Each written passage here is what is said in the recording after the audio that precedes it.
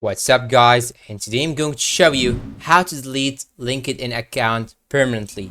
Now first thing you should do is to simply open your LinkedIn application on your phone, and after signing into your account you should now click on the profile icon right here on the top left corner.